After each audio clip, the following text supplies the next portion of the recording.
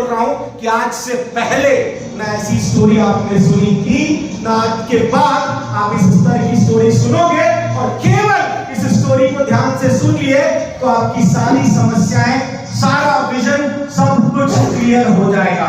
आज के बाद आप जीवन में सब कुछ करोगे, लेकिन कभी भगवान के ऊपर अविश्वास नहीं करोगे, कभी कंपनी के ऊपर से आपका भरोसा कम नहीं होगा। इस चीज पर कम करेंगे।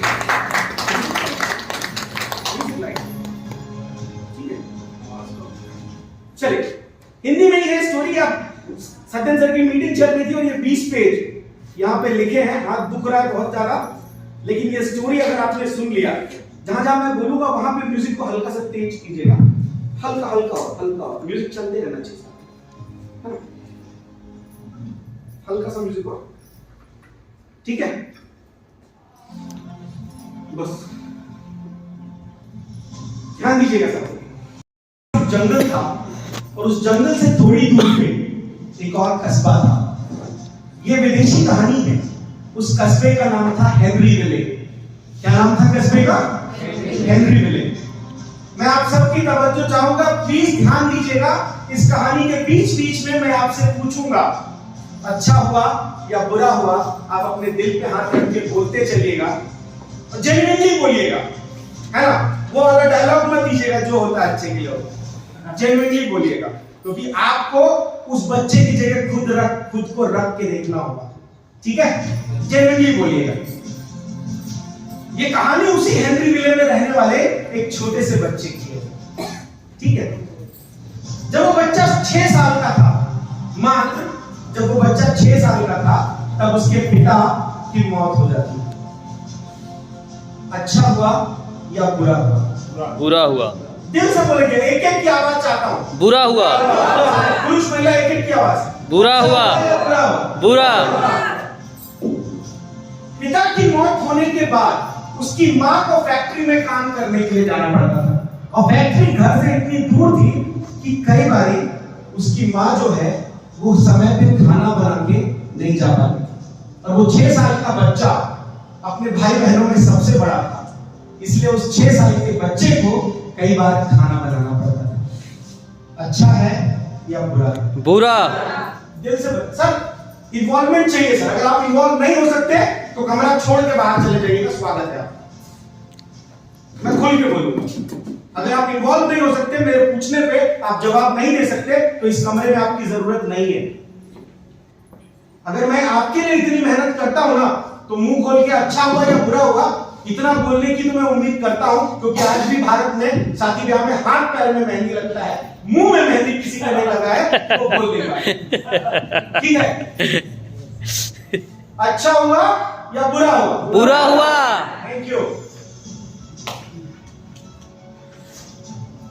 तो वो 6 साल का बच्चा अपने भाई बहनों में सबसे बड़ा होने के कारण उसको खाना बनाना पड़ता था, ठीक है? जब वो बच्चा 10 साल का हुआ, उसके घर की जरूरतें बढ़ी, पैसा पूरा नहीं पड़ता था, तो उस बच्चे को अपनी पढ़ाई छोड़ करके काम करने के लिए जाना पड़ा, नौकरी करना पड़ा, घर के लिए पैसे कमाने पड़े। अच्छा हुआ या बुरा? बहुत खराब हुआ। इसी कहानी के अनुसार जब वो लड़का 16 साल का हो जाता है, तो वो एक फर्जी डिग्री बनवा लेता है, क्योंकि पढ़ाई छोड़ चुका था। वो एक छोटी सी फर्जी डिग्री बनवा लेता है, और वो फर्जी डिग्री के दम पे आर्मी में भर्ती हो जाता है और आर्मी में नौकरी करने लग जाता है। लेकिन उसकी फर्जी डिग्री का पता चल जाता है और उसको आर्मी से 1 साल के अंदर निकाल दिया जाता है। अच्छा हुआ या बुरा? बुरा हुआ। वो जब बाहर निकलता है तो उस शहर में रेलवे में एक हेल्पर की नौकरी ढूंढ लेता है।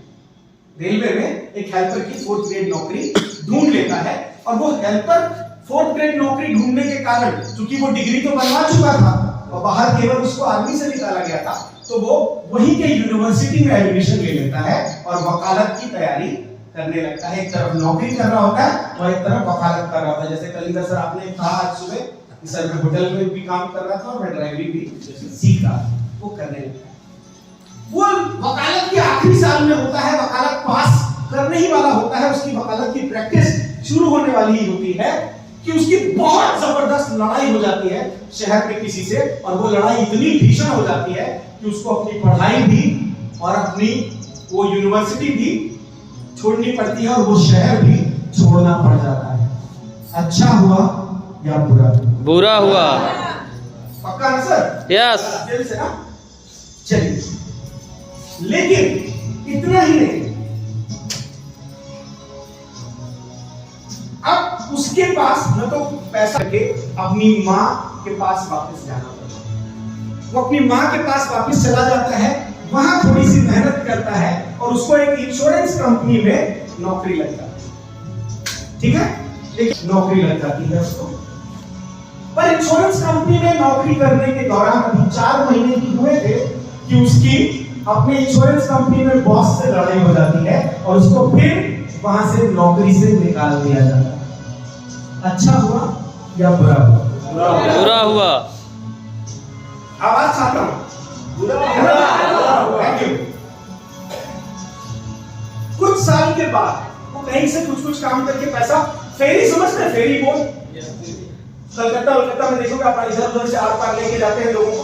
गोवा में भी आप देखेंगे फेरी में चढ़ा के इस पार उस पार लेके जाया जाता है। तो फेरी बोट की एक कंपनी चालू कर देता है, वो फेरी बोट की एक कंपनी चालू कर देता है और ठीक ठाक काम कर रहा है। वो अच्छी बात ये भी थी कि उसका धंधा चल निकलता है, वो ठीक ठाक पैसे कमाने लगता है उसमें। लेकिन वो जब ठीक ठाक पैसे कमाने लगता है तभी उसको अचानक से ख्याल आता है कि यार मेरे को ना केमिकल बल्ब बनाने वाला काम शुरू करना चाहिए। ये फेरी के धंधे में मजा नहीं आ रहा है, मेरे को केमिकल बल्ब बनाने का काम शुरू करना चाहिए। वो अपना फेरी बोट का धंधा पूरा बेच देता है और केमिकल बल्ब की फैक्ट्री खोल लेता है। केमिकल बल्ब की फैक्ट्री खोल लेता है, लेकिन उस केमिकल बल्ब की फैक्ट्री में उसको बड़ा जबरदस्त घाटा होता है, क्योंकि मार्केट में कई लोग उससे अच्छा और उससे सस्ते में केमिकल बल्ब बना के दे रहे थे। ठीक है, कई लोग उससे अच्छा और उससे सस्ता केमिकल बल्ब बना के दे रहे थे, और इस प्रकार से उसका धंधा यहाँ पे भी खत्म हो जाता है। अच्छा हुआ या बुरा? बुरा। पर अब वो 6 साल का लड़का बड़ा होते होते 35 साल का हो चुका है, और 35 साल की उम्र में ना उसके पास, बहुत यंग एज में, शादी ब्याह भी नहीं हुआ था तब, तो शादी ब्याह तो बहुत बाद में हुआ। कनाडा चला गया, 10 महीने कनाडा में काम किया, दुनिया जहान देख लिया बहुत अच्छे से, ऐसे ऐसे फोन यूज किए जो इंडिया में लॉन्च नहीं हुए थे। 10 महीने बाद मैं इंडिया वापस आया, ठीक है, और 1 महीने बाद बैंगलोर में मेरी ज्वाइनिंग थी। 1 महीने बाद बैंगलोर में मेरी ज्वाइनिंग थी। ठीक है, इस स्टोरी का एक भाग मैं आपको सुना चुका हूं, आज दूसरा भाग जो बहुत इंपॉर्टेंट लगेगा, पॉजिटिव अफर्मेशन। ये जो टॉपिक आया ना, खुद से पॉजिटिव बात करना, ये कहां से आया है उसके पीछे की ये स्टोरी। मैं आया, 1 महीने बाद बैंगलोर में मेरी ज्वाइनिंग थी। जब 12 दिन बचा था ज्वाइनिंग में, तो घर पे एक लेटर आया कि रिसेशन यानी मंदी की वजह से हम आपकी सेवाएं कंटिन्यू नहीं कर सकते, इसीलिए इस लेटर के प्राप्त होते ही आप तत्काल प्रभाव से अपनी नौकरी समाप्त समझें। आपको हो रही समस्या के लिए हमें खेद है, ये 52,000 रुपए का कंपनसेशन चेक पकड़ लीजिए। 52,000 का चेक और नौकरी खत्म। अच्छा हुआ या बुरा हुआ? बताइए। बुरा हुआ ना? पता चलेगा आगे की स्टोरी तो बनेगी। डायलॉग देने में और जब बीतता है ना, उस समय महसूस करने में बड़ा तकलीफ होती है। ठीक है, अब आपको पता है रिश्तेदार इस दुनिया की सबसे खतरनाक प्रजाति होते हैं। आप रहते अपने घर में, खाते पीते अपने मम्मी पापा का दिया है, लेकिन उनको तकलीफ ज्यादा होती है।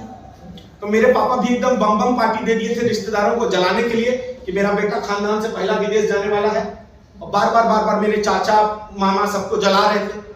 तो अब 10 महीने बाद जब मेरी नौकरी चली गई, तो जलाने की बारी किसकी? रिश्तेदारों की। जैसा आप बोओगे वैसे ही तो काटोगे, लेकिन गोया मेरा बाप, साला काटना मेरे को पड़ रहा था।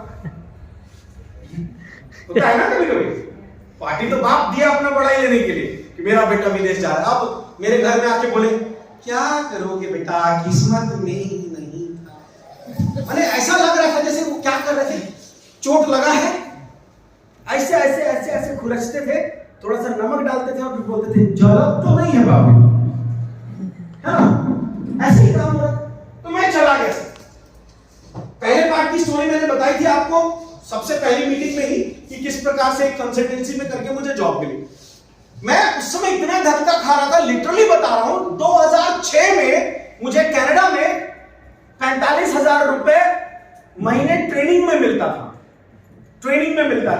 और मैं 2007 में वापस आकर के, उस समय वोडाफोन होता था, हज होता था, वोडाफोन नहीं होता था, हज के यूपी ईस्ट के कॉल सेंटर में जॉब करता था। नमस्कार, मैं संतोष, हज में कॉल करने के लिए धन्यवाद, आपकी किस प्रकार सहायता कर सकता हूं, ऐसा वाला फोन उठाता था। और मेरे को मिलता था शानदार 5,500 रुपया, जिसमें 800 रुपया पीएफ काट लेते थे, 4800 रुपये तो जेब में पैसा। मतलब ऐसा स्थिति था कि न मरे न मोटाए, ठीक है, न मरेगा न मोटाएगा।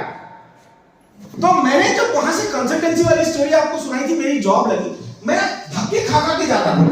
बस में मैं जाता था, लिटरली ऐसे ऑस्कर का अवार्ड बन के, हाथ अगर ऐसे रख दिया और ये हाथ ऐसे रख दिया ना, कान में खुजली हो रहा, मां कसम हाथ निकाल के खुजला नहीं सकता, इतना भीड़ दिल्ली डीटीसी के बस में, और एकदम चिलचिलाता गर्मी। फरवरी लास्ट में दिल्ली में गर्मी पड़ना चालू हो जाता है उधर, अभी मौसम चेंज हो रहा है, फरवरी लास्ट मार्च से, तो एकदम चिलचिलाता गर्मी और पसीना टपक रहा। मैं देखा सराय काले खान निजामुद्दीन रेलवे स्टेशन के पास फ्लाईओवर में बस जाम में अटका है, और मैं ऐसे हूं, और ऐसे में मैं देखा कि मेरे कांच से बाहर मेरे को एक गाड़ी दिख रही है। उस गाड़ी का लोगो, अफर्मेशन की ताकत, और ट्रू स्टोरी बता रहा हूं मैं आपको, लोगो मेरे को दिखा गाड़ी का। उस गाड़ी में आगे ड्राइवर को भी देखा मैंने, और ड्राइवर के साथ आगे वाले सीट पे एक लड़का बैठा था ऐसे करके, ठीक है, येलो कलर का शर्ट पहना हुआ था और कुछ व्हाइट कलर का हल्का सा लाइट शेड्स में क्लोथ्स पहना हुआ था कुछ। तो ऐसे दिखा, और हंसते मुस्कुराते एंजॉय, क्योंकि वो प्राइवेट कंपनी की गाड़ी थी, कोई अच्छी सी बड़ी सी, और उसमें कैब में बैठे एसी चल रहा था। हम साला ऑस्कर अवार्ड बने, पसीना टपका रहे, माने इधर भी खुजली हो रहा है तो खुजला नहीं सकते, पसीना है खुजली होगा, करेक्ट नहीं खुजला, और किसी को बोल भी नहीं सकते दादा खुजला दे, गलत समझ लेगा। दिल्ली से है, अमेरिका में थोड़ी कि लोग ठीक ठाक समझेंगे, बोलेंगे आदमी गलत दिख रहा है। अच्छा, उस समय तक जो है ना, वो लेस्बियन गे मैरिज जो है वो इलीगल थी नहीं हुआ, 2006-7, तो और ज्यादा समस्या। इसलिए अब समझिएगा क्या हुआ। तो मैं एकदम गौर से देखा, और उस दिन के बाद मैं पागल हो गया। सर तब तक ना ये बुक ऑफ सीक्रेट नहीं आया था, लॉ ऑफ अट्रैक्शन के बारे में मैं कुछ नहीं जानता, लेकिन मैं घर आया तो रहा है, जब आऊं फ्लैट में छोटा सा आईना था छाती बराबर का, उसकी तरफ देखता था, ऐसे हाथ रखता था, बोलता था ये वाला गाड़ी में ऐसे ही बैठूंगा मैं, डेली करूं, पागल हो गया था 1-1.5 महीने तक ना। उसके बाद समझिए एक ही दिन में मैं स्ट्रगल कर रहा था, एक ही दिन में एक कंसल्टेंसी में मैं गया और 3 इंटरव्यू निकाला। कितना? 3 इंटरव्यू निकाला। अब थोड़ा सा बताइएगा, एक इंटरव्यू में मेरे को उस समय के हिसाब से जब 5,500 सैलरी थी, एक कंपनी दे रही थी 19,000 सैलरी, एक कंपनी दे रही थी 17,500 सैलरी, और एक कंपनी दे रही थी 14,720 रुपया सैलरी। मेरे जगह आप होते तो कौन सा कंपनी ज्वाइन करते? 19,000 वाला। लेकिन मैं बेवकूफ था, मैं कौन सा कंपनी ज्वाइन किया पता है? 14,720। मैडम मुझे बकलोले हुए सारे। मैं तो नहीं समझा था देवराज सर, आप एक बेवकूफ को ही है ना मैडम। 19,000 मिल रहा है तो 14,000 का है सर, आप तो पढ़े लिखे दिखते हैं, टाई वाई पहनते हैं। ये मैं नहीं कर रहा था, मैंने आगे की स्टोरी सुनिएगा। पहले दिन मैं गया, बस से गया ज्वाइन करने के लिए कंपनी, बस से ज्वाइन करने के लिए कंपनी गया हूं। पूरा कंपनी का हुआ, दिन भर में इंडक्शन हुआ, सेम डे अकाउंट खुला, मिला, वेलकम किट मिला, सब कुछ हुआ। शाम को टेम्पररी आईडी कार्ड मिला और रोस्टर में नाम आ गया कि इतने बजे तुमको गाड़ी लेके जाएगी। मैं रोस्टर में नाम देखा, लक्ष्मी नगर की तरफ कौन सी गाड़ी जा रही है? Cab number 616। आज तक याद है उस गाड़ी का नंबर, कैब नंबर 616। अब जब छुट्टी हो गया, उसके 10 मिनट बाद गाड़ी निकलती है, तो मैं गाड़ी ढूंढने लगा, 616 नंबर गाड़ी कहां है। इत्तेफाक से 616 नंबर गाड़ी के पास पहुंच गया सर। अब मैं सोचा गाड़ी में कोई नहीं, लॉक होगा, पता नहीं मन में क्या कौतूहल आया, ऐसे धीरे से खट से किया, गाड़ी खुली। अब मैं जाके गाड़ी की अगले सीट पे बैठ गया और बैठ के आराम से रिलैक्स हूं। थोड़ी देर बाद एक और लड़का आता है और ऐसे देख के मेरे को बोलता है, ओह शिट, आज मुझे पीछे बैठना पड़ेगा। दिल्ली वाले को बोलते, ओह शिट, आज मुझे पीछे बैठना पड़ेगा। जा बैठो, पीछे बैठना पड़ेगा। हम बैठ गए आगे और बैठा। साला जब पीछे बैठा उसके 2-3 मिनट बाद मेरे को लग रहा है इसको कहीं देखा हूं क्या कर रहा है। तब तक समझ भी नहीं। 10 मिनट हुआ और 7-8 लोग बैठ गए। फिर गाड़ी में चढ़े। सुनहरी लाल मलिक ड्राइवर का नाम, आज तक याद है, जाट हरियाणा वाला सुनहरी लाल मलिक। जब ड्राइवर चढ़ा ना, मां कसम मेरा आंख फटेगा फटा रहा। और उसके बाद मैं गाड़ी के लोगों की तरफ ध्यान दिया। फिर बैक जाके दिमाग में सोचा, मैं 1.5 महीने से खुद से कह रहा था इसी गाड़ी में बैठूंगा, इसी गाड़ी में बैठूंगा, इसी गाड़ी में बैठूंगा। और मैं उस दिन उस कंपनी में उस नंबर की गाड़ी वही ड्राइवर चला रहा था और जो लड़का आगे बैठा था वो मेरे पीछे बैठा था। वही लड़का जो बोला था कि oh shit, this is called the power of affirmation. लेकिन भगवान बेवकूफ नहीं है जो मेरे को 14,000 वाली कंपनी में भेजा। 19,000 वाले कंपनी में जाता ना तो 3 साल लगता प्रमोशन में। 14,000 वाले कंपनी में गया, 3 महीने में प्रमोशन लिया और तीसरे महीने मेरा सैलरी हो गया था 24,000। आप ताली बजाइए कि भगवान का प्लान हमारे सोचे हुए प्लान से ज्यादा पावरफुल होता है। इसीलिए भरोसा करना चाहिए, इसीलिए भरोसा। हम डाउट कर रहे हैं। मैं संजय सर थोड़ी सी आपसे मदद चाहूंगा, वो म्यूजिक चला लें। और ये दूसरी, आप खुद के बारे में नेगेटिव सोचो, कुछ नहीं होगा। पूरी दुनिया आपको नेगेटिव बोलती रहे, सिर्फ आप अपने बारे में पॉजिटिव हो ना, तब भी आप बहुत कुछ करके ले जाओगे। वो कहते हैं ना कि आप एक जूता पहन के 1 लाख कंकर के ऊपर चल सकते हो, लेकिन उसी जूते में अगर 1 कंकर डाल दिया जाए तो आप 1 कदम नहीं चल पाओगे। ठीक है? कहने का सीधा सीधा मतलब ये है कि आप उस कंडीशन को समझिए, क्यों पॉजिटिव रहना जरूरी है। एज ए लीडर सिर्फ कह देने से हमारे ग्रेट लीडर, हमारे अपलाइन, हमारे फलाना, हमारे ढिमकाना, उससे आप ग्रेट लीडर नहीं बन जाते। कहते ना, with great powers comes great responsibility. महान ताकतों के साथ महान जिम्मेदारियां भी आती हैं, और बिना जिम्मेदारी के किया गया प्यार या बिना जिम्मेदारी के किया गया बिजनेस, दोनों ही अनाथ हो जाता है। ठीक है? और महिलाओं में से कोई बताना चाहेगा कल क्या क्या सीखा आपने? देखिए, आप एलडीपी में आए हैं तो भाई सीखना पड़ेगा भाई। ऐसा नहीं होना चाहिए कि खाए पिए खिसके कुछ वाले किसके। करना है तो हमको सबसे पहले अपने को आत्मनिर्भर होना चाहिए सर। Exactly. जी, तभी हम आगे हम दूसरों को हम फॉलो कर सकते हैं सर। ठीक है जी।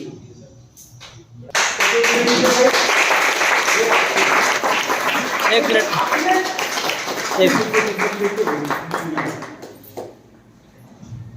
आ गया? इधर देखिए सर, इस्माइल सर। हाँ ठीक है, ठीक। बाहर निकल के मिस इंडिया का फॉर्म भरने का हिम्मत तो किए, उसका ऑडिशन देने का हिम्मत तो किए, तब उनमें से आज एक मिस वर्ल्ड है और एक मिस यूनिवर्स है, और उससे कहीं ज्यादा सुंदर महिलाएं आज भी घर में रोटी बेल बेल के पति को खिला रही। समझ रहे मेरी बात? तो आप फर्क नहीं पड़ता कि माउंट एवरेस्ट पे आपने आखिरी कदम रख के झंडा गाड़ा, माउंट एवरेस्ट की तरफ बढ़ने के लिए आपने पहला कदम उठाया, वो ज्यादा इंपॉर्टेंट है। इसीलिए पहले कदम की वैल्यू ज्यादा होगी। ठीक है? तो आज जो हम बात कर रहे हैं वो है लीडरशिप की तरफ, आपके पहले कदम की तरफ, और हम सीधा सीधा आगे बढ़ेंगे आज के सेशन की तरफ और समझने का प्रयास करते हैं। स्टार्ट करें? ठीक है, चलिए, बंदा गया हो गया। अब क्या आ गया? एलडीपी 2 मार्च। देखिए, आपके ना ये लीडरशिप डेवलपमेंट का पार्ट ये भी है, कंपनी से आपको स्लाइड मिल जाती है, आप घुमाने लगते हैं। खुद भी स्लाइड बनाना सीखिए। हम लोग कोई 6 महीने साल भर का कोर्स करके स्लाइड नहीं बनाते हैं, उचकते रहिए ना उस सॉफ्टवेयर को, आप खुद सीख जाएंगे सारी चीजें। अभी जब आत्मनिर्भर होने वाली बात, तो इसमें भी आत्मनिर्भर हुआ जाए ना, है कि नहीं? शायद आप हमसे अच्छा बना रहे कुछ। सीधा सीधा बात, सीधे हम आते हैं how to use affirmations effectively. एक लीडर के लिए अफर्मेशन यानी देखिए पॉजिटिविटी क्या है।